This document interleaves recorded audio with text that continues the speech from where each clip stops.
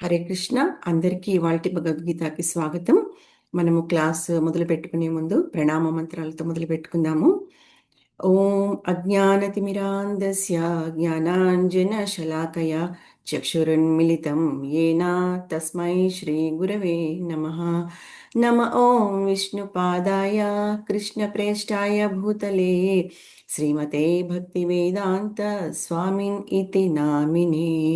నమస్తే సారస్వతే దేవే గౌరవాణి ప్రచారిణే నిర్విశేష శూన్యవాది పాశ్చాత్య దేశతారిణే.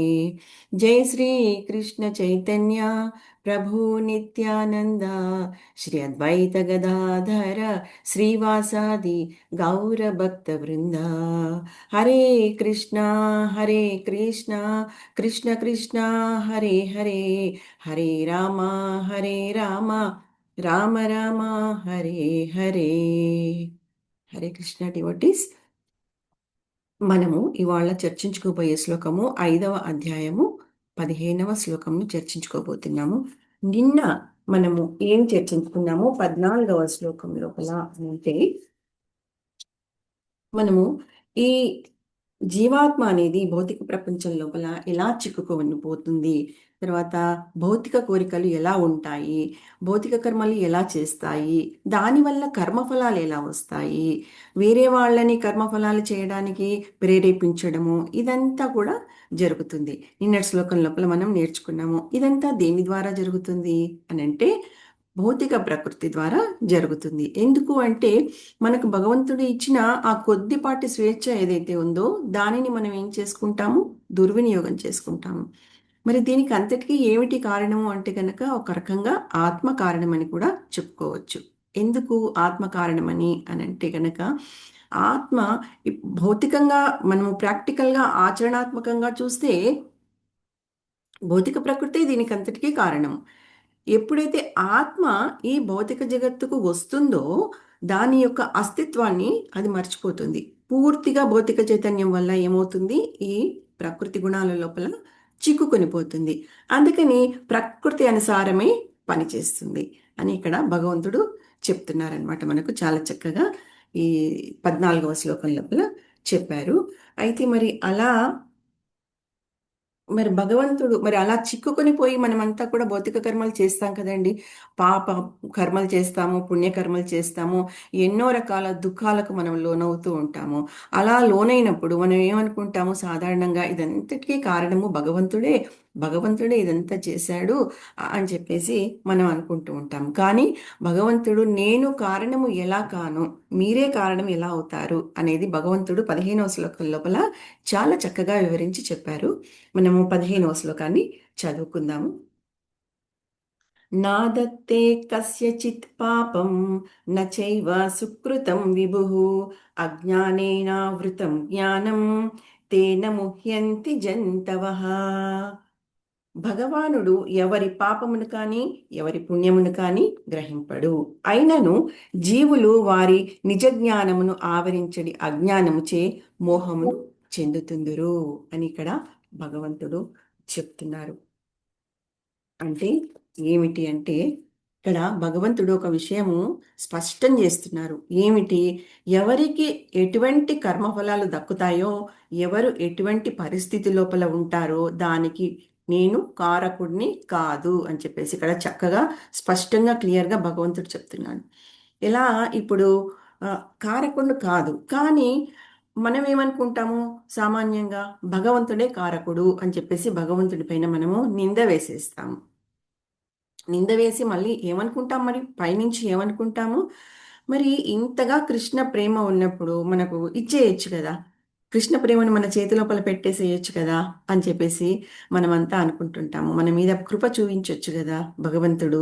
ఎలాగైతే ఒక తండ్రి తన జేబులో ఉన్న డబ్బులన్నీ కూడా చిన్నపిల్లవాడి చేతిలో పెట్టినట్టుగా మరి భగవంతుడు మన చేతి లోపల కూడా ప్రేమను పెట్టేసేయచ్చు కదా, కృష్ణ ప్రేమను. ఇంత సాధన ఎందుకు చేయాలి, ఇంత ప్రాక్టీస్ ఎందుకు చేయాలి, ఇదంతా కూడా కృష్ణ మనతో ఒక ఆటలాగా ఆడుతున్నాడు, ఒక గేమ్ లాగా ఆడుతున్నాడు మనతో అని చెప్పేసి మనము అనుకుంటూ ఉంటాము. చాలా మంది ఇలా అనుకుంటూ ఉంటారు. కానీ ఇంకా ఏమనుకుంటారు, ఇదంతా కూడా కృష్ణుడే చేస్తున్నాడు, దీనికంతా కూడా కృష్ణ భగవానుడే బాధ్యుడు అని చెప్పేసి అని అనుకుంటారు.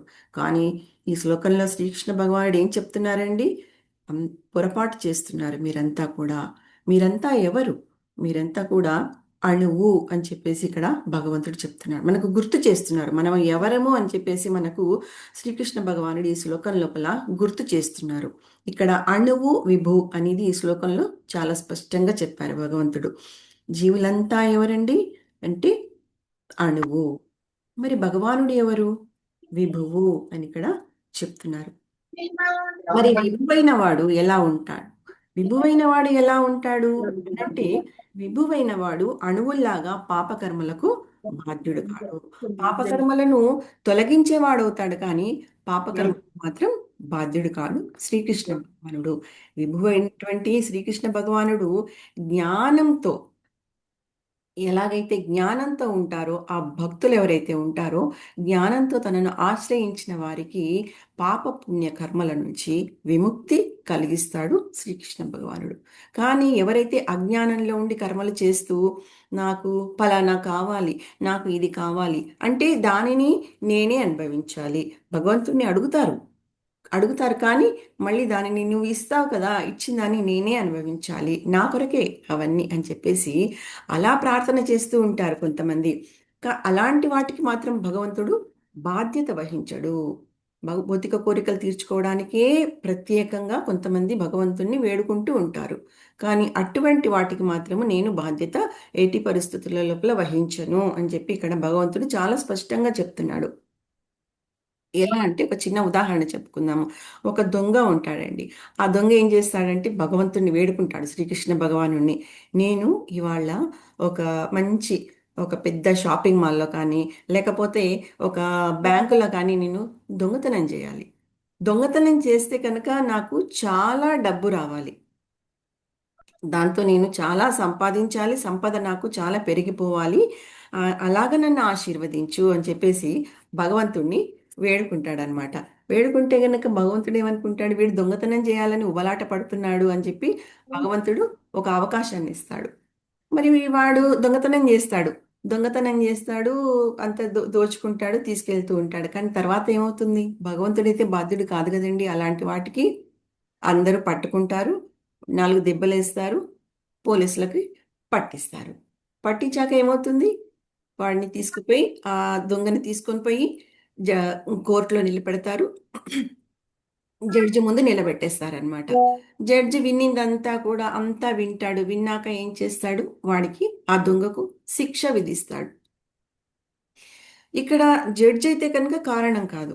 జడ్జు అంతా విని న్యాయ నిర్ణయం మాత్రమే జడ్జి ఇక్కడ చేస్తాడు. అంతేకాని శిక్ష విధించడానికి, ఒక ఖైదీకి శిక్ష విధించడానికి జడ్జి ఎప్పుడు కూడా కారణం కాదు.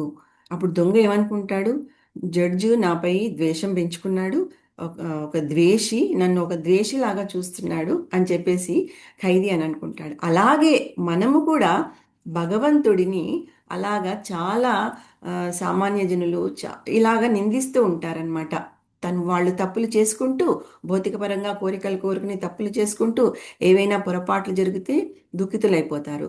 దానివల్ల వాళ్ళు ఏమనుకుంటారు, దీనికంతా కూడా భగవంతుడే కారణము అని చెప్పేసి అని అనుకుంటూ ఉంటారు.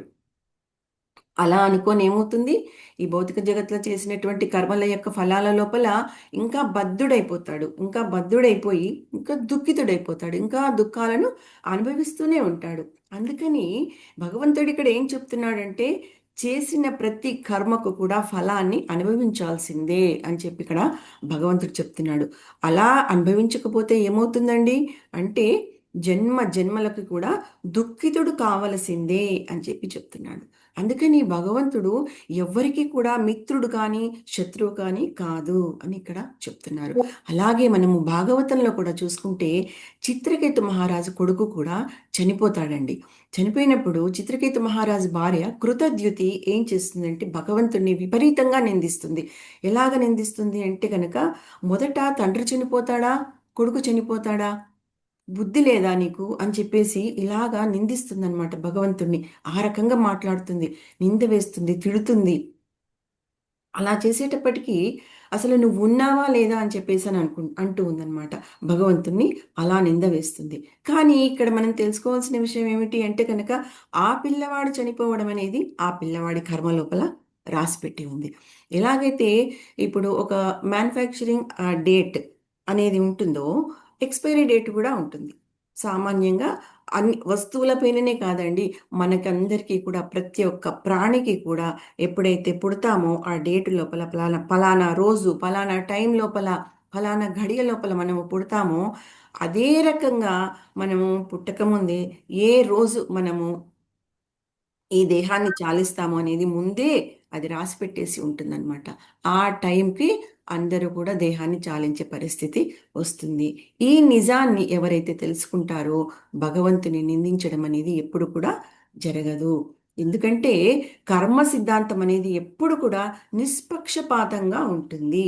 కర్మ కర్మఫలానికి ఎటువంటి భేదాభిప్రాయం అనేది భేదాలు కానీ అవన్నీ కానీ ఉండవు అని చెప్పి ఇక్కడ శ్రీకృష్ణ భగవానుడు చెప్తున్నాడు.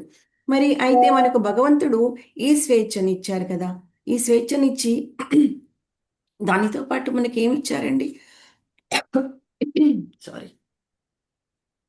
మనకు స్వేచ్ఛనిచ్చారు. ఆ స్వేచ్ఛని ఎలా వినియోగించుకోవాలి, ఎలా ఉపయోగించుకోవాలి అనేది మనకు కొన్ని రకాల మనకు వసతులు కల్పించారు భగవంతుడు. ఎలాంటి వసతులు కల్పించారు అంటే భౌతిక వనరులను ఇచ్చారు. అంటే కొన్ని రిసోర్సెస్ని మనకు ఇచ్చారనమాట భగవంతుడు, శ్రీకృష్ణ భగవానుడు. ఏమిటవి అని అంటే గనక ఒక ఇల్లు, ఉండడానికి ఒక ఇల్లు, డబ్బు, తినడానికి తిండి, వసతులు, నీళ్లు, ఇలాగా చాలా రకాలుగా మనకు భగవంతుడు ప్రకృతి ద్వారా ప్రసాదించాడు. మరి మనకు స్వేచ్ఛ ఇచ్చాడు భగవంతుడు, వనరులు కూడా ఇచ్చాడు కదా భగవంతుడు. మరి దీనిని ఎలా ఉపయోగిస్తామో అనేది మనపైననే కదండి ఆధారపడి ఉండేది. మనము అది దానిని సక్రమంగా వినియోగించుకొని మంచి మార్గం లోపల మనము పెట్టుకుంటే కనుక మనకు అంతా మంచే జరుగుతుంది. లేదా చెడు చేస్తే, చెడు మార్గంలో పోతే చెడే జరుగుతుంది. అందుకని భగవంతుని నిందించడం కానీ ద్వేషించడం కానీ మనము చెయ్యకూడదు. అయితే ఇలాగా ఒక్కోసారి ఏమనుకుంటామంటే మనకు మన సొసైటీ లోపల మన సమాజం లోపల ఎవరైనా మనకు పరిచయం ఉన్న వాళ్ళు కానీ ఎవరైనా ఉంటే కనుక ఇంత మంచి వ్యక్తి, ఒక చాలా చక్కటి మంచి స్వభావం ఉన్న వ్యక్తి మనకు పరిచయం ఉన్నారనుకోండి. అయితే ఆ వ్యక్తికి ఏదో జరగరానిది జరిగింది, ఒక ట్రాజిడీ జరిగింది. అలా జరిగినప్పుడు ఏమనుకుంటారండి? సామాన్యంగా అందరు జనులు, సామాన్య జనులు, బద్ధజీవులు ఏమనుకుంటారు అంటే ఇంత మంచి వ్యక్తికి ఇన్ని కష్టాలు ఎందుకు వచ్చాయి, ఇలాంటి పరిస్థితి ఎందుకు వచ్చింది, దేవుడు ఎందుకు ఇలా చేశాడు ఈ మనిషికి అని చెప్పేసి అని అనుకుంటాము కదండి. వెంటనే దేవుణ్ణి మనము నిందించేస్తామన్నమాట.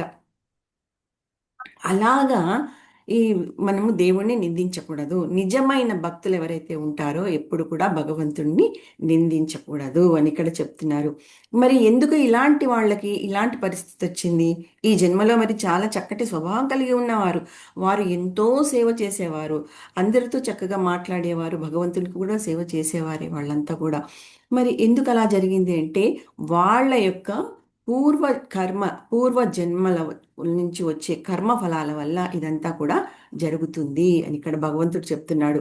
దానిని అదే అది ఎప్పుడైతే అది పక్వం అవుతుందో దానిని ఏమంటామంటే ప్రారబ్ధ కర్మ అని చెప్పేసి అంటాము. ఇక్కడ ముఖ్యంగా ప్రారబ్ధ కర్మ, అప్రారబ్ధ కర్మ గురించి కూడా ఇక్కడ మనము చెప్పుకోవచ్చు. ఇప్పుడు మనకు ఒక భగవంతుడు మనకు ఒక ఖాతాని తెరిచిపెట్టి ఉంటాడు, ఒక అకౌంట్ని తెరిచిపెట్టి ఉంటాడు. కర్మ అదంతా కూడా ఆ కర్మల యొక్క స్టాక్ అంతా కూడా ఆ అకౌంట్ లోపల మనకు ఉంటుందన్నమాట. కానీ దీనిని యాక్సెస్ చేయడానికి మాత్రము మన దగ్గర ఎటువంటి ఫ్రీడమ్ లేదనమాట. స్వేచ్ఛ అనేది లేదు. అది భగవంతునికే స్వేచ్ఛ ఉంది. ఇది ఆపరేట్ చేయడానికి మన వల్ల కాదు. అయితే కనుక ఈ కర్మలు అనేవి ఆ ఖాతా లోపల అలా వెళ్తూనే ఉంటాయి. అంటే స్టాకు పెరుగుతూనే ఉంటుందన్నమాట. అది పెరగడం పెరగడం పెరగడం మనం చేసే పాపకర్మలు పుణ్యకర్మలు అన్నీ కూడా అందులోపల పెరుగుతూ ఉంటాయి. అయితే దాంట్లో నుంచి కొంచెం కొంచెం బయటికి వస్తూ ఉంటుంది. ఆ వస్తూ ఉంటే కనుక అది ఎప్పుడైతే వచ్చి మన జీవితం లోపల అప్లై అవుతుందో దానిని ప్రారబ్ధ కర్మ అంటారు. అంటే ఆ కర్మను మనం ఎప్పుడైతే అనుభవిస్తూ ఉంటామో అది పక్వం అయిపోతుంది అనమాట, ఫలోన్ముఖం అయిపోతుంది. దానిని మనం ప్రారబ్ధ కర్మ అంటాము. ఇంకా ఏదైతే స్టాక్ ఏదైతే ఉంటుందో అకౌంట్ లోపల దానిని అప్రారబ్ధ కర్మ అని చెప్పేసి మనము అంటూ ఉంటామన్నమాట. అలాగా ఇక్కడ భగవంతుడు ఏం చెప్తున్నాడు అని అంటే కనుక మరి ఇంత చక్కగా తెలుసుకున్నాము. ప్రారబ్ధ కర్మ గురించి అప్రారబ్ధ కర్మ గురించి చక్కగా తెలుసుకున్నాము. అందుకని భగవంతుడు 9వ అధ్యాయం 29వ శ్లోకం లోపల ఏం చెప్పాడంటే కనుక సమోహం సర్వభూతేషు సమే ద్వేషోస్తి న ప్రియ ఏ భజంతి తు మాం భక్త్యామైతే తేషు చాప్యహం అని చెప్పేసి ఇక్కడ చెప్పారనమాట. ఏం చెప్పారంటే నేను ఎవరిని కూడా ద్వేషించను, ఎవరి ఎడ కూడా నేను పక్షపాతాన్ని కలిగి ఉండను, అందరి ఎడ నేను సమానంగా వర్తిస్తాను, ఎటువంటి పక్షపాతాన్ని నేను చూపించను. కానీ భక్తితో నాకు ఎవరైతే సేవ చేస్తారో వారు నాకు మిత్రుడై ఉంటారు, నేను కూడా వారికి మిత్రుడనై ఉంటాను అని చెప్పేసి 9వ అధ్యాయం 29వ శ్లోకంలో చాలా చక్కగా వివరించి చెప్పారు భగవంతుడు.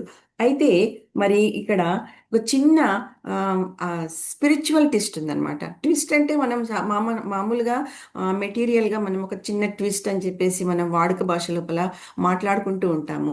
అయితే అలాంటి ట్విస్ట్ అనేది ఇక్కడ మనము ఎలా ఉపయోగించుకోవాలి అంటే కనుక ఆధ్యాత్మికంగా ఉపయోగించుకోవాలి. అంటే ఒక చిన్న మార్పు అన్నమాట. ఇక్కడ భగవంతుడు ఏం చెప్పారు, ఇక్కడ మనకి ఇంతకు ముందు అందరినీ నేను సమానంగా చూస్తాను, ఎవరిని కూడా ద్వేషించను అని చెప్పేసి చెప్పారు కదా. మరి ఆ చిన్న మార్పు ఏంటి అంటే మరి భక్తుల పట్ల కూడా భక్తుల పట్ల పక్షపాతం చూపిస్తారు కదండి భగవంతుడు. ఎందుకు అలాగా అని చెప్పేసి అని అనుకోవచ్చు.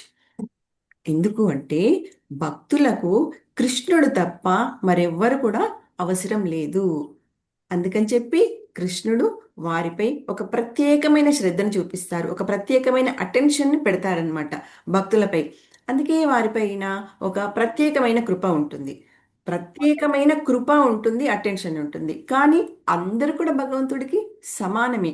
ఎలాగైతే ఒక తల్లికి ఒక ఇద్దరు ముగ్గురు బిడ్డలు ఉంటారు, ముగ్గురు బిడ్డలు ఉంటారు అనుకోండి, అందులోపల పెద్దవాళ్ళు ఇద్దరు కూడా వాళ్ళ పనులు వాళ్ళు చేసుకుంటూ ఉంటారు, కొంచెం పెద్దగా అవుతారు, చేసుకుంటూ ఉంటారు.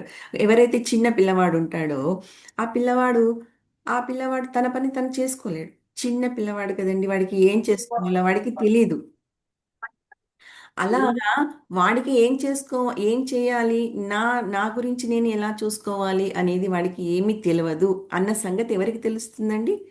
తల్లికి మాత్రమే తెలుస్తుంది. కాబట్టి తల్లి ఏం చేస్తుంది, ఒక రకమైన ప్రత్యేకమైన అటెన్షన్, ప్రత్యేకమైన శ్రద్ధ ఆ చిన్న పిల్లవాడి మీద పెడుతుంది అనమాట. ఆ చిన్న పిల్లవాడి అవసరాలన్నీ కూడా ఆ తల్లి తీరుస్తూ ఉంటుంది. అలాగని చెప్పి పెద్ద పిల్లల మీద ప్రేమ లేదా అండి అంటే అందరి మీద సమానంగా ఉంటుంది, ముగ్గురు పిల్లల మీద కూడా సమానంగా ఉంటుంది. ప్రత్యేకమైన శ్రద్ధ ఎవరి మీద చూపిస్తుంది, ఎవరైతే తల్లి పైననే ఆ, పూర్ణంగా సంపూర్ణంగా పూర్తిగా ఆధారపడి ఉంటారో అందుకని చెప్పేసి తల్లి వారిపైనని శ్రద్ధ చూపిస్తుంది. అలాగే ఇక్కడ భగవంతుడు భక్తుల పట్ల ఎందుకు శ్రద్ధ చూపిస్తాడు అని అంటే భక్తులకు కృష్ణుడు తప్ప ఇంకెవ్వరూ తెలియదు, కృష్ణుడిపైనే ఆధారపడి ఉంటారు. అందుకనే ప్రత్యేకమైన శ్రద్ధను, అటెన్షన్ని కృష్ణ భగవానుడు భక్తులపైన పెడతారు అని చెప్పి ఇక్కడ చాలా చక్కగా ప్రభుపాదుల వారు మనకు భాష్యం లోపల తెలియచేశారు. అయితే ఇక్కడ కర్మఫలాల గురించి మనం ప్రస్తావిస్తే ఇంకా కర్మఫలాలలో ప్రతి ఒక్క కర్మఫలము కూడా మనకు ఒకే సమయం లోపల ఫలోన్ముఖము కాదు అని ఇక్కడ భగవంతుడు చెప్తున్నాడు. అది అంటే ఇక్కడ పక్వం కాదు, ఫలోన్ముఖం కాదు అంటే కనుక అది ప్రారబ్ధం కాదు. ప్రారబ్ధ కర్మ ఎప్పుడవుతుంది అని అంటే పక్వమైనప్పుడు ప్రారబ్ధ కర్మ అవుతుంది. మనము స్టాక్ పెట్టుకొని ఉంటాం కదండి మన అకౌంట్ లోపల, అన్నీ ఒకటేసారి ఫలోన్ముఖం అవుతాయా అంటే కావు. అది ఒక్కొక్కటి ఒక్కొక్క సమయానికి పక్వమై అది ప్రారబ్ధ కర్మగా మనకు అనుభవించడానికి అది రెడీగా ఉంటుందన్నమాట. ఎలాగా అంటే కనుక మనం ఒక చేతిలో కొన్ని మన దగ్గర కొన్ని విత్తనాలు ఉన్నాయి. ఆ విత్తనాలు ఏమిటి అంటే కనుక ఒక్కొక్క విత్తనానికి ఒక్కొక్క రకమైన గుణం ఉంటుంది. ఒకటి మనము ఒకటే రోజు మనం విత్తనాలని నాటామనుకోండి, నాటితే కనుక ఒకటి 24 గంటల్లోనే ఒకటి మొలకెత్తవచ్చు. ఇంకొక విత్తనము అదే సమయంలో వేసినా కూడా ఒక 3 రోజులు టైం పట్టొచ్చు. ఇంకొక దానికి ఒక నెల రోజులు పట్టొచ్చు. ఇంకొక దానికి 3 నెలలు పట్టొచ్చు అది మొలకెత్తడానికి. అలాగా కొన్ని కొన్ని కొన్ని కర్మలు తొందరగా పక్వమైపోతాయి. కొన్ని కొన్ని కొద్దిగా తర్వాత నిదానంగా టైంని బట్టి అవి పరిపక్వం అవుతాయి. అది ఎప్పుడు మనకి రిలీజ్ చేయాలి, మన లైఫ్ లోపల ఎప్పుడు అప్లై చేయాలి అనేది విషయము భగవంతునికి తప్ప ఎవ్వరికి కూడా తెలియదు. శ్రీకృష్ణ భగవానునికి మాత్రమే తెలుసు. మరి ఇలాగా వెంటనే పక్వమయ్యే కర్మలు, తర్వాత ఎక్స్టెండెడ్ కర్మలు అంటే నిదానంగా టేక్స్ టైం అన్నమాట. కొంచెం టైం పట్టే కర్మలు ఎలా ఉంటాయి? అవి ఎలా ఉంటాయంటే ఉదాహరణకు మనము ఇన్స్టంట్ కర్మలు, ఇన్స్టంట్ కాఫీ చేసుకుంటాం మనము. ఇన్స్టంట్ అంటే వెంటనే కాఫీలో కాఫీ పొడి వేసి చక్కెర వేసి పాలేస్తే వెంటనే కాఫీ అయిపోతుంది. దాన్ని వెంటనే తాగేస్తాము. అదే మనం ఫిల్టర్ కాఫీ చేసామనుకోండి, ఫిల్టర్ అవ్వాలి, ఒక అర్ధ గంట టైం పడుతుంది. ఆ తర్వాతనే మళ్ళీ దానిలో పాలు చక్కెర వేసుకొని తాగాలి, దానికి టైం పడుతుంది. అయితే ఇక్కడ మనం ఇంకో చిన్న ఉదాహరణ ఏం చెప్పుకోవచ్చు అంటే, మనం పొరపాటున మనకి ఏదైనా మనము కూరగాయలు కట్ చేసేటప్పుడు లేకపోతే ఏదైనా పని చేసేటప్పుడు చిన్నగా ఒక చాకులా ఏదో ఒకటి కట్ అయింది అనుకోండి, వేలో చెయ్యో ఏదో కట్ అయింది అనుకోండి, ఏమవుతుంది అప్పుడు? కట్ అయితే వెంటనే రక్తం వస్తుంది. రక్తం వస్తుంది, ఆ నొప్పి అనేది మనకు తెలిసిపోతుంది. దాని యొక్క ఫలితం ఏదైతే ఉంటుందో వెంటనే మనం అనుభవిస్తాము. నొప్పి అవుతుంది, రక్తము వస్తుంది. అలాగా అది వెంటనే పక్వమైపోతుంది అనమాట. మరి ఎక్స్టెండెడ్ కర్మ అంటే ఏమిటి? టేక్స్ టైం అంటే ఏమిటి? కొంతమంది బద్ధజీవులు ఉంటారు. కొంతమంది ఎలాంటి వాళ్ళు ఉంటారంటే అభక్తులు ఉంటారు. వాళ్ళంతా ఈ షాప్స్ ఉంటాయి కదండి. మాంసము అదంతా కూడా అమ్ముకునే షాప్స్, జంతువులని చంపుతూ ఉంటారు, అవన్నీ చేస్తూ ఉంటారు, వధిస్తూ ఉంటారు కదా.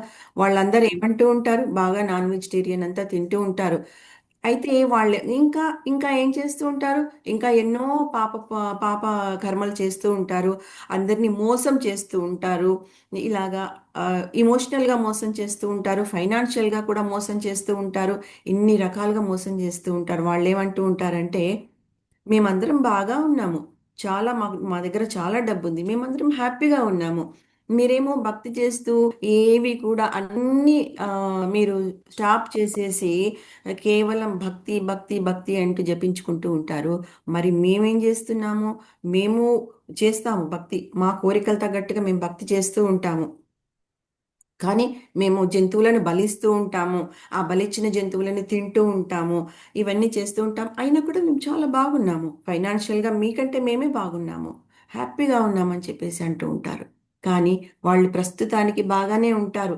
కానీ ఎప్పుడైతే వాళ్ళ యొక్క కర్మలు పక్వమవుతాయో, ఫలోన్ముఖమవుతాయో, అప్పుడు తప్పకుండా వాళ్ళు అనుభవించే పరిస్థితి వస్తుంది అని చెప్పి అంటారు. ఇక్కడ భగవంతుడు చక్కగా చెప్తున్నారు.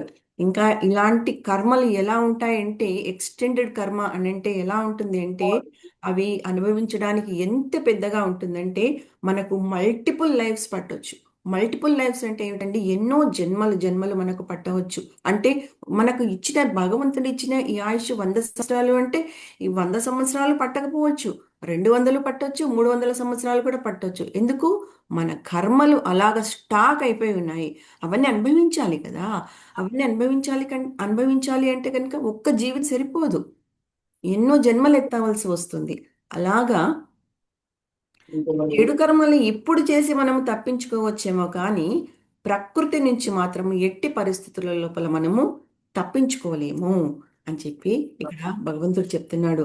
చట్టాన్ని ఉల్లంఘిస్తే ప్రకృతి నియమాల ప్రకారంగా మనకు తప్పకుండా శిక్ష పడుతుంది. దేవుడు న్యాయాన్ని ఆచరిస్తాడు అని చెప్పేసి ఇక్కడ చాలా చక్కగా చెప్తున్నారు. అయితే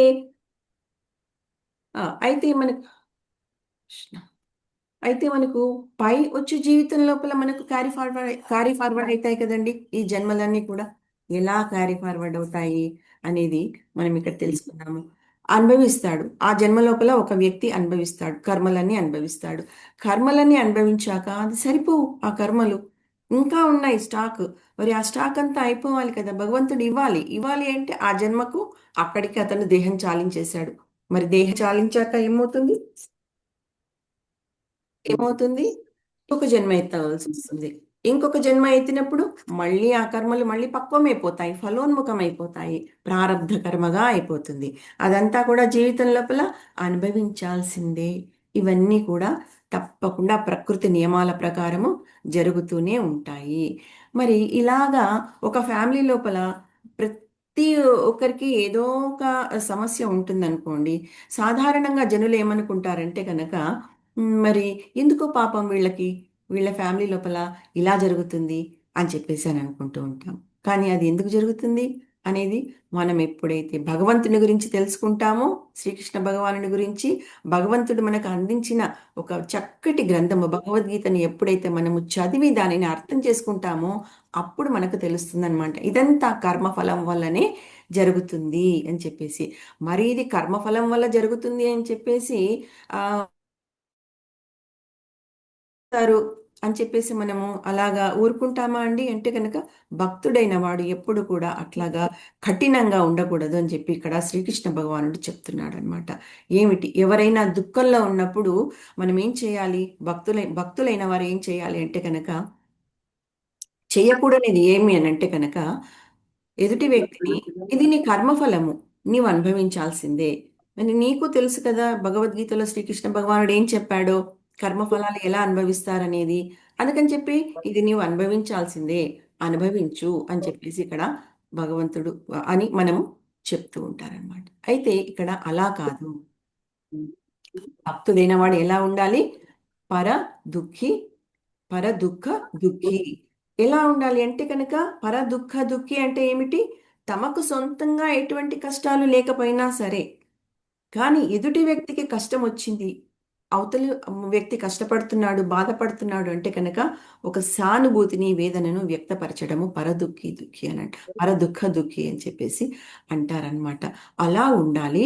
లేకపోతే ఆ భక్తుడు భక్తుడే కాదు, ఆ భక్తుడు వైష్ణవుడే కాదు. వైష్ణవుడు అనన్నవాడు ఎలా ఉండాలి, వైష్ణవులు ఎలా ఉండాలి అంటే కనుక పరదుఃఖ దుఃఖి అలాగా ఉండాలి అని చెప్పేసి ఇక్కడ భగవంతుడు మనకు చాలా చక్కగా వివరించి చెప్తున్నారనమాట.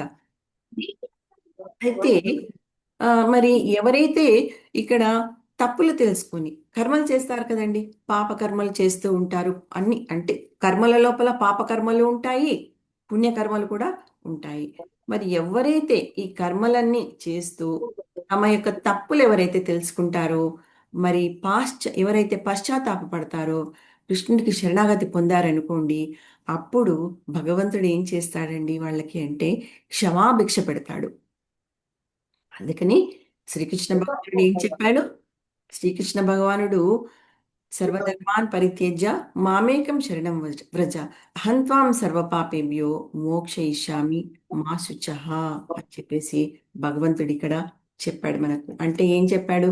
అన్ని ధర్మాలను విడిచిపెట్టి నన్ను శరణాగతి పొందినట్లయితే మా శుచః అంటే నేను రక్షిస్తాను, నేను నీకు మరల పునరావాసాన్ని కల్పిస్తాను అని చెప్పి ఇక్కడ భగవంతుడు మనకు చాలా చక్కగా చెప్తాడు. అందుకని శ్రీకృష్ణ భగవానుడు అజ్ఞానం లోపల జీవులు చేసేటటువంటి కర్మలకు బాధ్యుడు కాడు అని ఇక్కడ చాలా స్పష్టంగా క్లియర్గా చెప్తున్నాడు. పుణ్యకర్మ చేసినా పాపకర్మ చేసినా కూడా రెండూ కూడా మనల్ని బంధించేవే. మరి బంధించినది ఏమిటి? బంధించినది ఏమిటి అని అంటే బంధించినది భక్తియుత సేవ మాత్రమే. భక్తియుత సేవ మాత్రం ఏం చేస్తుందండి? పరిపూర్ణమైన జ్ఞానంతో మనకు అది నిర్వహింపబడే కర్మ అవుతుంది. భక్తియుత సేవ జ్ఞానంతో నిర్వహింపబడే కర్మ అని మనం ఇక్కడ చెప్పుకోవాలి. ఇటువంటి కర్మలు చేసే వారికి వారిని రక్షించడానికి ఎప్పుడు కూడా భగవంతుడు ముందు ఉంటాడు అని ఇక్కడ మనకు ప్రభుపాదుల వారు చాలా చక్కగా భాష్యం లోపల వివరించి చెప్పారు.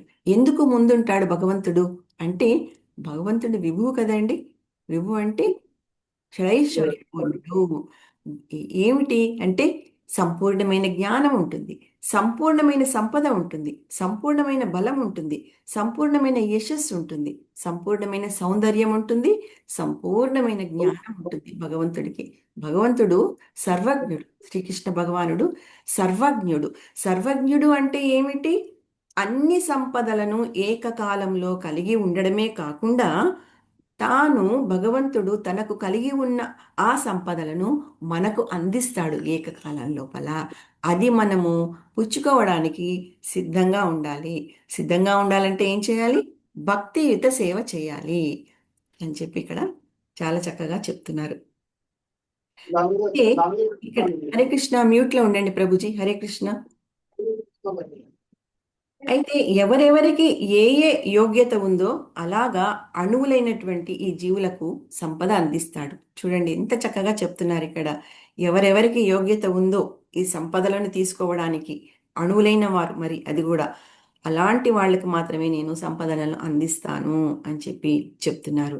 మరి ఇక జీవుడు అజ్ఞానంతో మోహం చెందుతున్నాడు అనే ఈ విషయం తెలియక ఎలాగా ఇబ్బంది పడుతున్నారు ఈ భౌతిక జగత్తులో, దుఃఖితులైపోతున్నారు ఈ భౌతిక జగత్తు లోపల, భౌతికమైన కోరికలు కోరుకుని భగవంతుడి దగ్గర అనేది చాలా చక్కగా వివరించి చెప్పారనమాట.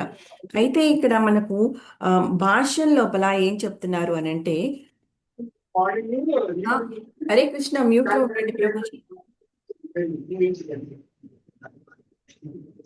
హరే కృష్ణ.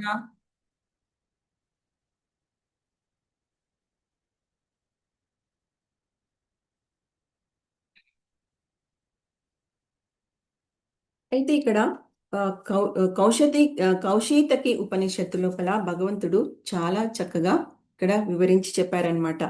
ఏమంటే, అజ్ఞో జంతురనీశో యమాత్మనః సుఖ దుఃఖయోహో ఈశ్వర ప్రేరితో గచ్చేత్ స్వర్గం వా స్వభ్రమేవచ అని చెప్పేసి ఇక్కడ భగవంతుడు చాలా చక్కగా చెప్పారనమాట. అంటే ఏం చెప్పారు, ఏం చెప్తుంది ఇక్కడ ఈ శ్లోకం అని అంటే, జీవుడు తన సుఖాలకు దుఃఖాలకు పరతంత్రుడై ఉంటాడు.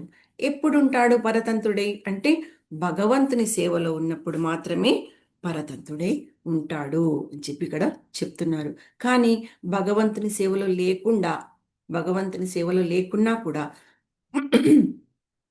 తాను దేహాత్మ బుద్ధిలో ప్రవర్తించినా కూడా ఆ వ్యక్తి సంపూర్ణంగా స్వతంత్రుడు కాలేడు, పరతంత్రుడు కూడా కాలేడు అని చెప్పి ఇక్కడ చెప్తున్నారు. తాను ప్రతి పనికి కూడా, అటువంటి వ్యక్తి ఏంటండి, ప్రతి పనికి కూడా ఫలితాన్ని అనుభవించే పరిస్థితే వస్తుంది అని చెప్పేసి ఇక్కడ చాలా చక్కగా భగవంతుడు చెప్పాడు. మరి ఇక్కడ భగవంతుడు ఎలా నిర్ణయం చేస్తాడు? యమధర్మరాజు రూపం లోపల, మృత్యుదేవుడు కదా అండి. అయితే ఈ జీవుడు ఈ పని చేశాడు, ఈ పనికి గాను ఇతన్ని నరకానికి పంపించండి.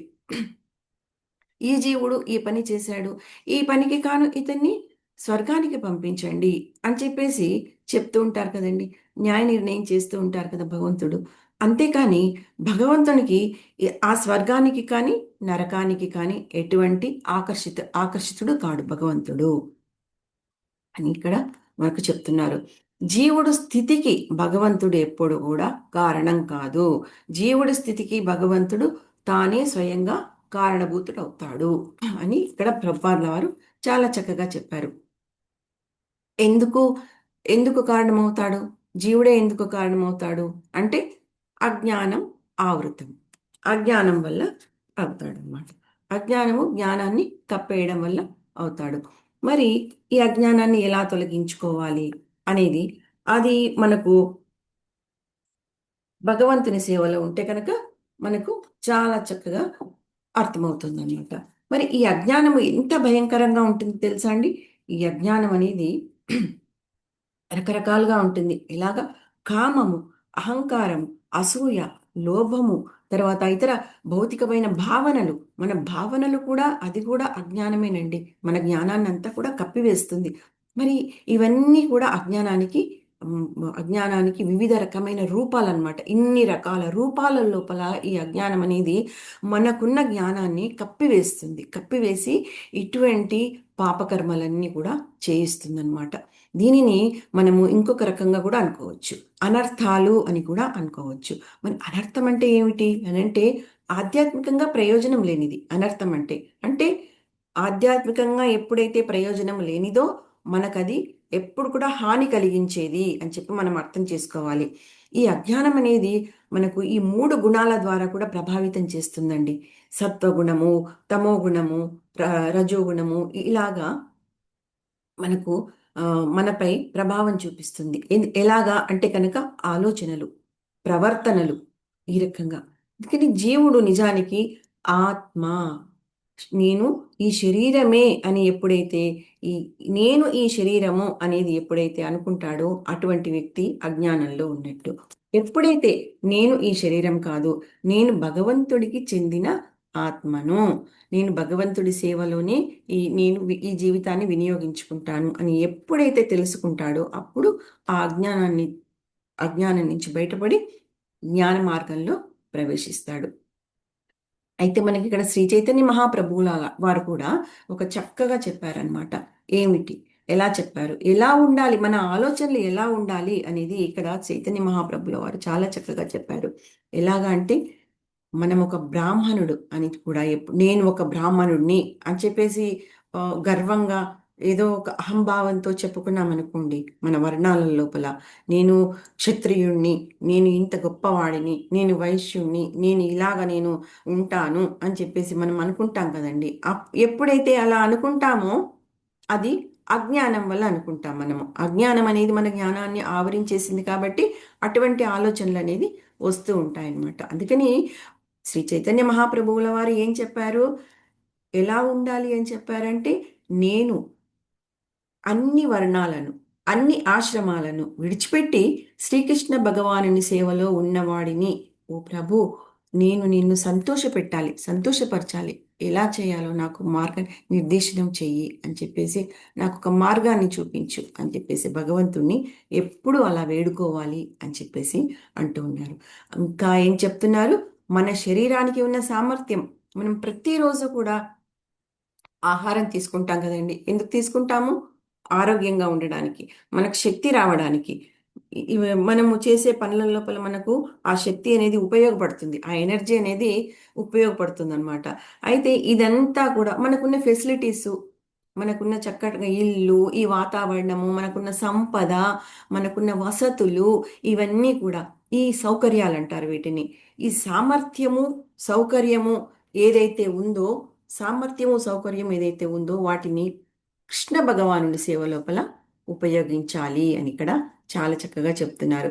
ఈ విధంగా మనము ఆధ్యాత్మిక పురోగతిని సాధించాలి. అప్పుడు మనము క్రమంగా ముందుకు సాగుతూ శ్రీకృష్ణ భగవానునికి సేవ చేసి భగవద్ధామానికి వెళ్ళగలిగే అవకాశం మనకు భగవంతుడు తప్పకుండా కల్పిస్తాడు. అయితే మరి అజ్ఞానాన్ని ఎలా తొలగించుకోవాలి? అజ్ఞానాన్ని తొలగించుకోవాలి అనేది మనము రేపటి శ్లోకంలో 16వ శ్లోకం లోపల మనము చక్కగా నేర్చుకుందాము. హరే కృష్ణ. హరే కృష్ణ మాతండ ప్రణామం. హరే కృష్ణ మాతాజీ, ధన్యవాద ప్రణామం. చాలా విపులంగా అద్భుతంగా చెప్పారు మాతాజీ. చాలా బాగుంది, మంచి ఎగ్జాంపుల్స్ చెప్పారు. హరే కృష్ణ. హరే కృష్ణ. హరే కృష్ణ మాతాజీ, చాలా చాలా ధన్యవాదాలు మాతాజీ. నేను చెప్పే క్లాస్ లోపల ఏమైనా కానీ మీకు డౌట్స్ ఉన్నా కానీ అడిగి మీరు తెలుసుకోవచ్చు, లేదా ఇంకా ఏమైనా పాయింట్స్ ఏమైనా యాడ్ చేయాలని మీకు అనిపిస్తే కనుక పాయింట్స్ కూడా యాడ్ చేయొచ్చు మాతాజీ. హరే కృష్ణ. చాలా ఉంది ఇక్కడ మరి సంపూర్ణంగా హరే కృష్ణ మాతాజీ, చాలా బాగా చెప్పారు మాతాజీ, అన్ని పాయింట్లు యాడ్ చేశారు మీరు. హరే కృష్ణ మాతాజీ, హరే కృష్ణ. హరే కృష్ణ. హరే కృష్ణ మాతాజీ, ధన్యవాద ప్రణామం మాతాజీ. హరే కృష్ణ ప్రభుజీ, ధన్యవాద ప్రణామం. హరే కృష్ణ మాతాజీ అందరికీ చెప్పినట్టుగా హరే కృష్ణ ప్రభుజీ చెప్పండి. హరే కృష్ణ ధన్యవాద ప్రణామం మాతాజీ, చాలా చాలా బాగుంది క్లాస్. అందుకని మనము శ్రీకృష్ణ భగవాను ఎప్పుడు కూడా ఎలా శ్రీకృష్ణ భగవాను సాంగత్యాన్ని పొందాలి అని మనము ఆరాట పడుతూ ఉండాలన్నమాట. ఎందుకు అంటే కనుక మనకు చైతన్య చరితామృతంలో కూడా చెప్పారనమాట. మనం హరే కృష్ణ కృష్ణ కృష్ణ హరే హరే, హరే రామ రామ రామ హరే హరే అనే మంత్రాన్ని మనము ఎప్పుడైతే మనము శ్రద్ధగా జపిస్తూ ఉంటామో మన హృదయం అంతా కూడా శుద్ధి అవుతుంది, క్లీన్ అయిపోతుంది అనమాట. అప్పుడే మనం హృదయంలోకి భగవంతుడు ప్రవేశిస్తాడు అని ఇక్కడ చెప్తున్నారు. ఎందుకు అంటే ఆయన పరమ బ్రహ్మ, పరమ ఆశ్రయాన్ని కలిగించేవాడు మనకు శ్రీకృష్ణ భగవానుడు. తర్వాత పరమ మిత్రుడు మనకు శ్రీకృష్ణ భగవానుడు. ఆయన నిత్యమైన వాడు, దివ్యమైన పరమ పురుషుడు శ్రీకృష్ణ భగవానుడు. ఆది దేవుడు, జన్మ లేనివాడు, సర్వవ్యాపకుడు. ఇలా మనకు భగవద్గీత శ్రీకృష్ణ భగవాను యొక్క స్థానాన్ని మనకు వివరిస్తుందన్నమాట. అంత చక్కటి అవకాశాన్ని మనము వినియోగించుకొని భక్తి లోపల పురోగమించి భగవద్ధామానికి చేరుకోవాలని నేను భగవంతుని ప్రార్థిస్తున్నాను. హరే కృష్ణ. హరే కృష్ణ మహామంత్రం చేద్దామండి. హరే కృష్ణ. మనము హరే కృష్ణ 3 సార్లు మనము గురు మహారాజ్ ఆరోగ్యం గురించి మనము ప్రార్థన చేద్దాము. హరే కృష్ణ మహామంత్రాన్ని చేద్దాం. హరే హరే కృష్ణ హరే కృష్ణ హరే రామ హరే రామ రామ హరే హరే హరే కృష్ణ హరే కృష్ణ హరే హరే రామ హరే రామ రామ రామ రామ హరే హరే హరే కృష్ణ హరే కృష్ణ హరే కృష్ణ కృష్ణ హరే హరే హరే రామ హరే రామ రామ రామ హరే హరే ధన్యవాదాలు మాతాజీ. దండవత్ ప్రణామాలు. జై కృష్ణ.